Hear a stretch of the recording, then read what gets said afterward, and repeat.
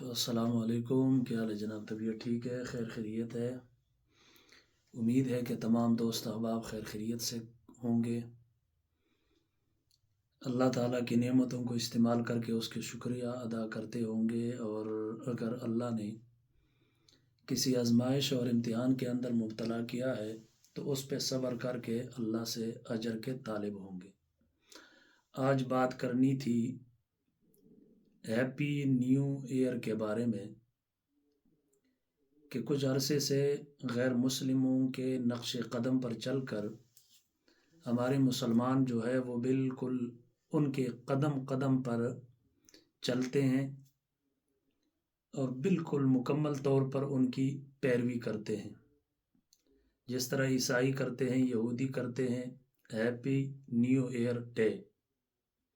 یعنی سال کے اختتام پر، نئے سال کے شروع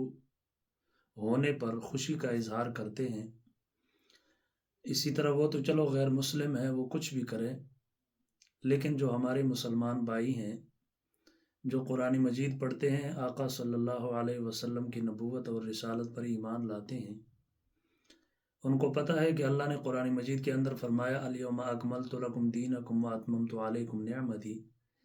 کہ میرے پیارے آج کے دن ہم نے تمہارے دین کو مکمل کر دیا۔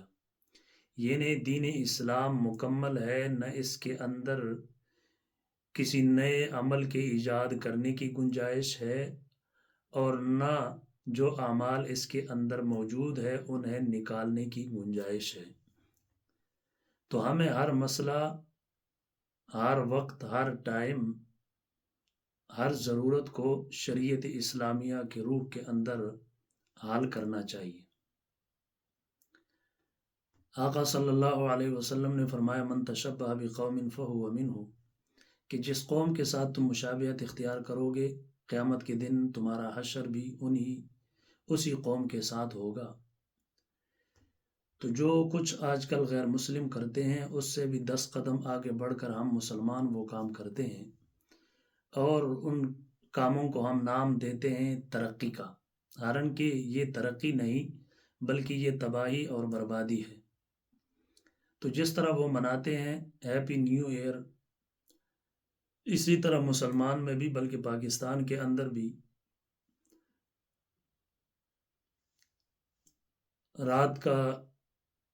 جس رات سال ختم ہوتا ہے اسی رات کو شراب چلتی ہے، زنا عام ہوتا ہے، محفل موسیقی ہوتی ہے، اسی طرح بے پردگی کا مظاہرہ ہوتا ہے، آتش بازی ہوتی ہے،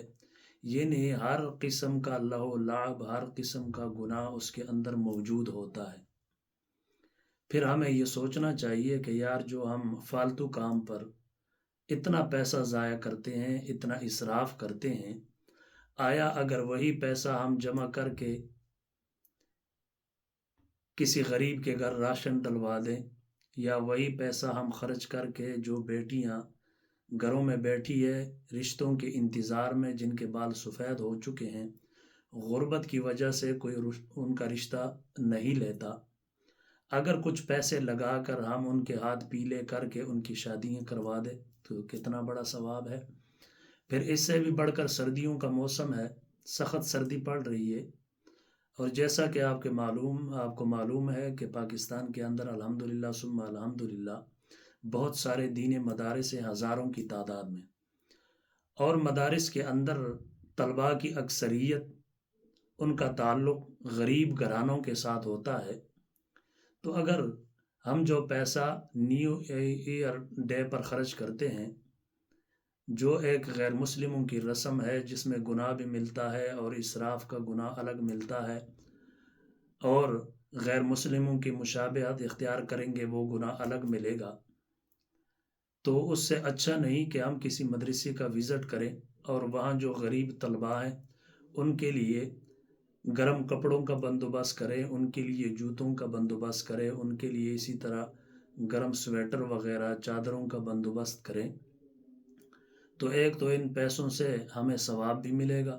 اور دوسری بات یہ ہے کہ ان کاموں سے ہمارا رب بھی راضی ہوگا، اور ہم اس بڑے گناہ سے بھی بچ جائیں گے جس کے بارے میں اللہ کے پیغمبر نے فرمایا، جس طرح آپ نے سنا